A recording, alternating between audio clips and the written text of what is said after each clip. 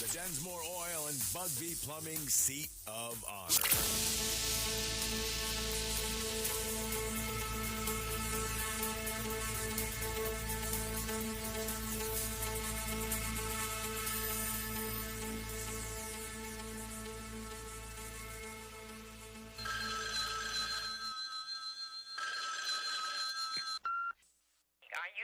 He's up late to give you the news you can't get anywhere else early. He fights for truth and justice and the American way. Please welcome our pal from the Paragon Trust Company, the real Tony D. Tony D'Angelo. All right, here we go. It is that time. Each and every week we are privileged and lucky to get a chance to sit down with the one and only Tony D'Angelo. You can find all that he has up there on the social medias, at the X in particular, Tony D'Angelo 7. He's got his own YouTube page as well. He's part of Talk Red Media now, and we love having him. Tony, good morning. How are you? Good morning, Elci. Good morning, everyone. I'm proud to be among you. All right, brother. So I guess we are jumping into the insurance crisis facing Connecticut. What's the insurance crisis? Well, it's a bigger story than just that. And again, this morning we covered it this past week on 30 with Tony. We only touched on it a little bit, but as I dug into it, I said, dear Lord. And I mean, to your, apropos of your point this morning about whatever you want to call it, blood on both sides of the aisle. This is another one of these stories where I think if you want to speak politically, one party has a chance to improve this. The other one's lost the ball entirely. Go back a little bit. Let's jump back a few years. We had the wildfires in California, and insurers pulled out. They said, we're not going to hang around and pay money for waste, fraud, stupidity, incompetence, no forest management, and go to 2020. The riots, Minneapolis, Portland, Seattle, Los Angeles, New York. The claims are like 1.2 billion. And they said, hey, we're getting the hell out of here. This ain't a place where we want to put our capital. Now, understand, insurance companies are not beloved, or insurers are not beloved people.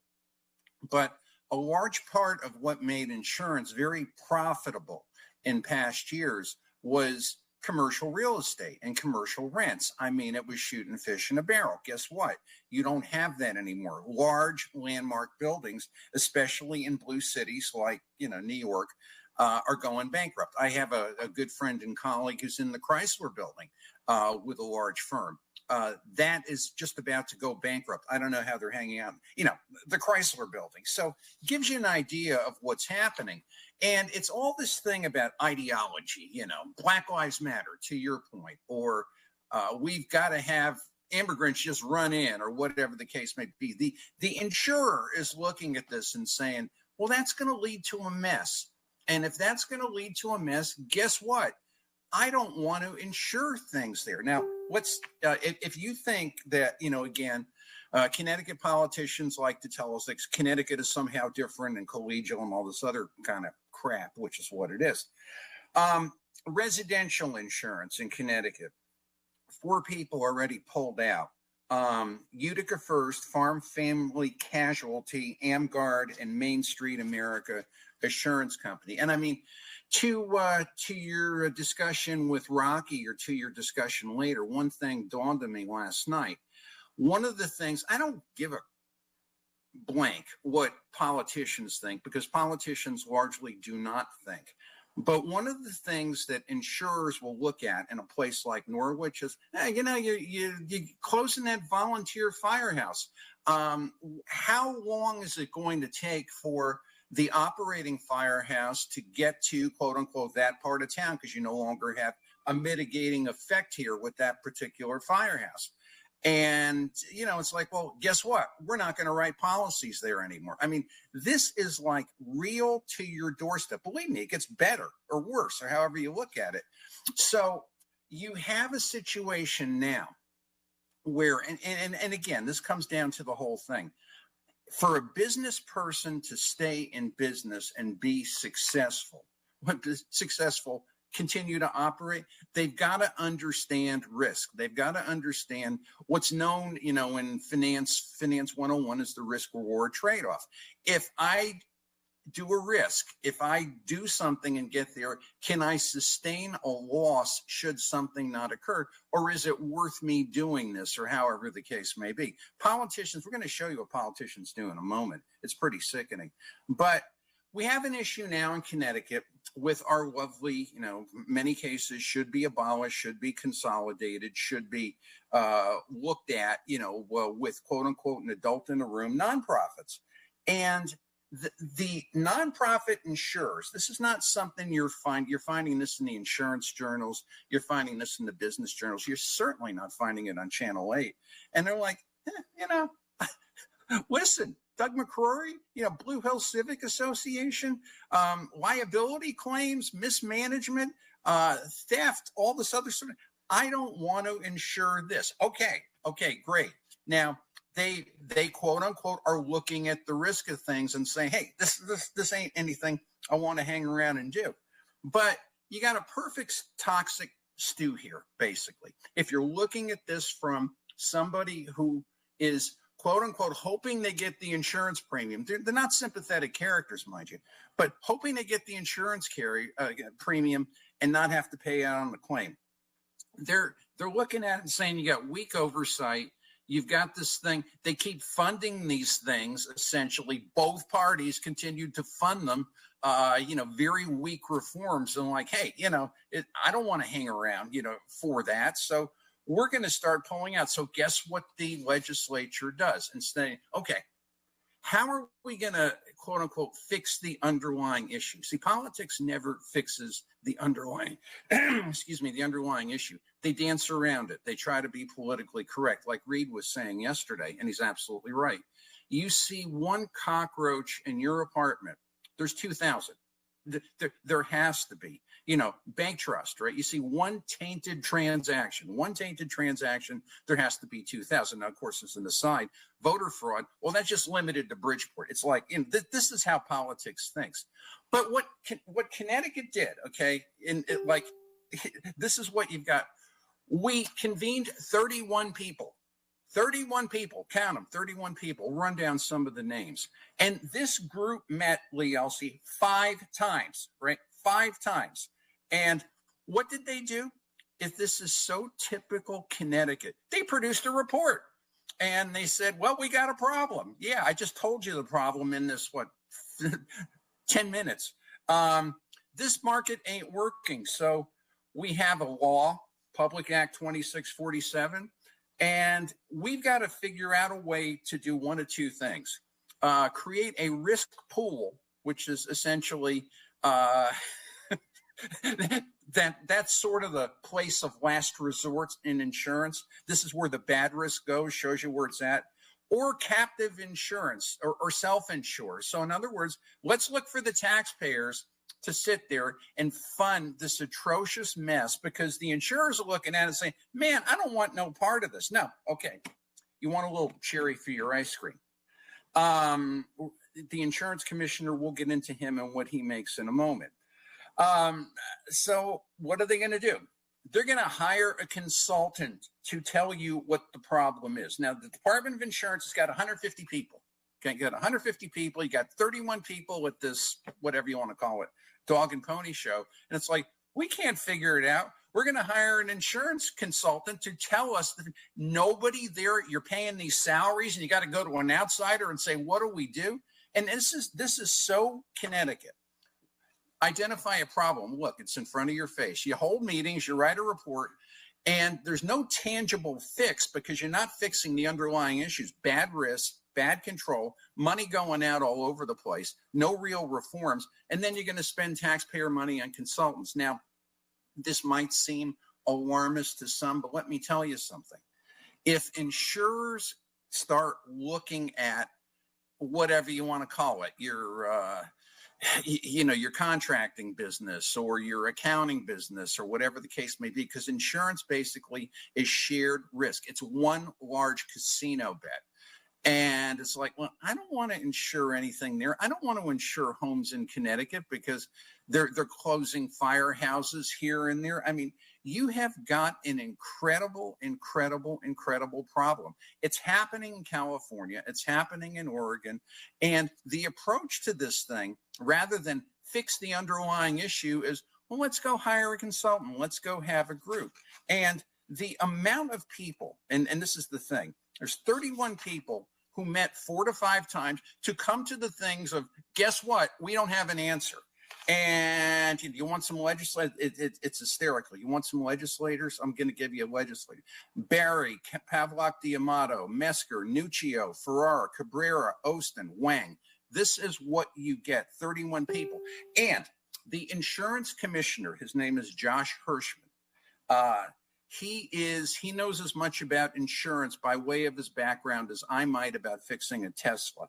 This guy makes $210,000 a year, right? Makes a statement.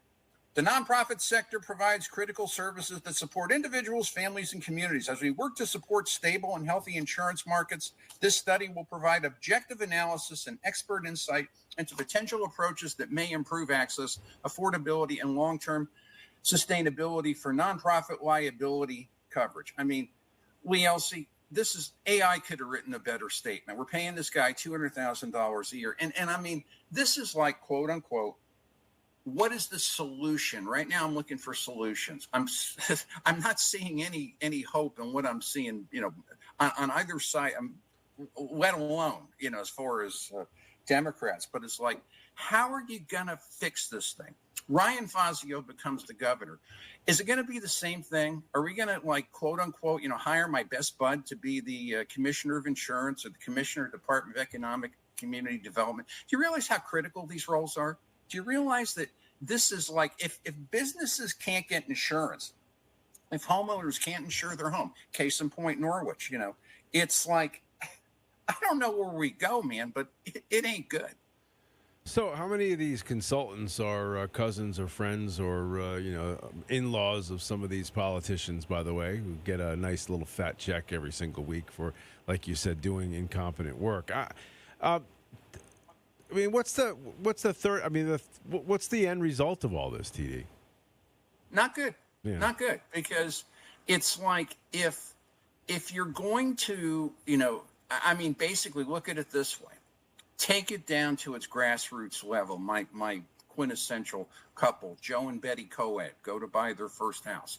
And they're scraping together everything, and they're selling cans in the streets, and they're gathering up newspapers, and, hey, Uncle Charlie, can you hand over some money? And so basically the bank is not going to lend mortgage money to them unless they have proof of insurance. Now, they're not thinking about homeowners insurance when they actually look in that house and look at that nice kitchen and look at the living room and look at the kids' room. So it's like, well, how are we going to come up with that? That's insane. And it's like, and the home market is a cycle with most people, not me. But you start with a smaller one, and maybe you go from a condominium to a small house to a bigger house, and maybe to a bigger house, or maybe like senior living or something like that. You completely destroy that cycle. Everything tied up in that economy, Elci, if you can't provide affordable insurance at the early level. And insurance is not just a premium. Insurance is like what supports you if you run into a God forbid. And it's like, well, what are you going to do? You're going to self-insure? Well, like, how much is your house worth?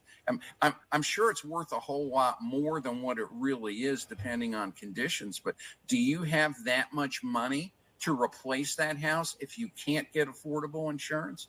And it's just like, this is not good. Right. I mean, and this is the kind of thing, what it shows you, Elci, is just the stupidity and the mismanagement, and really the lack of, how could I put it, perspective in government. What is government supposed to do? Government is supposed to work the foundation of what's necessary for people to go live their lives, go in the military, go into business, and that sort of thing. Here it's the kind of thing, well, we're just going to continue to have these committees. We're just going to continue to have these solutions. We're going to bounce.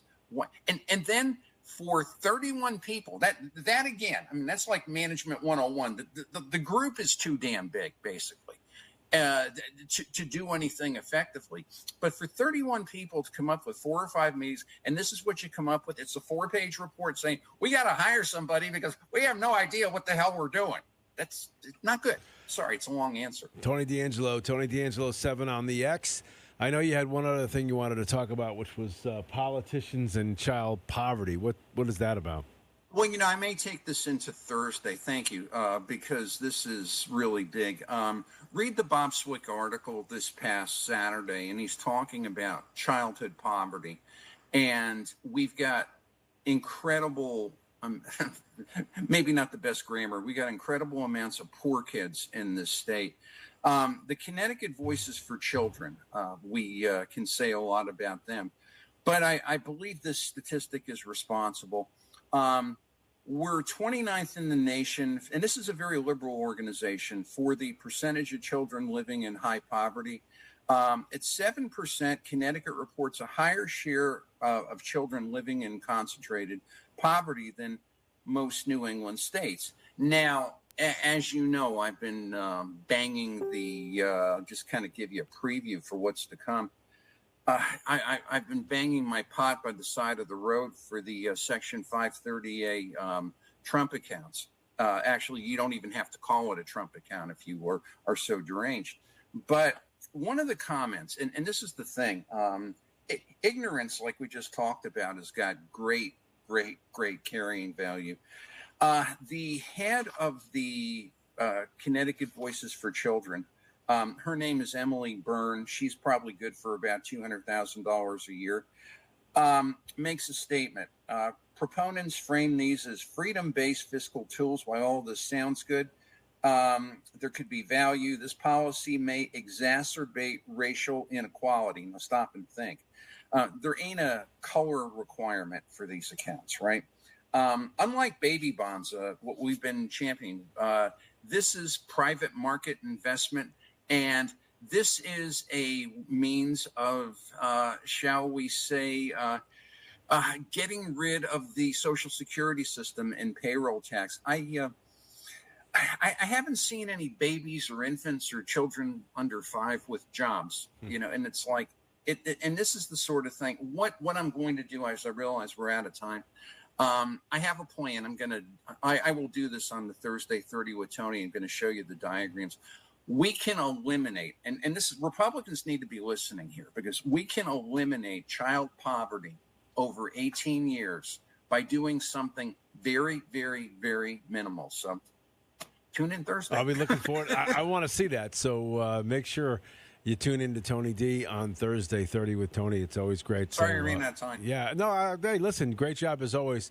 It goes quick, Tony. It goes fast. I swear some days time moves faster than others, and I don't know why that is. That phenomenon, I truly believe, exists. But you can find Tony D'Angelo 7 on the X, of course, 30 with Tony. Find him on YouTube. Great stuff. Also, you can find him on Talk Red Media now as well, and that is fantastic. Tony, I'll talk to you next time, but I appreciate you, buddy.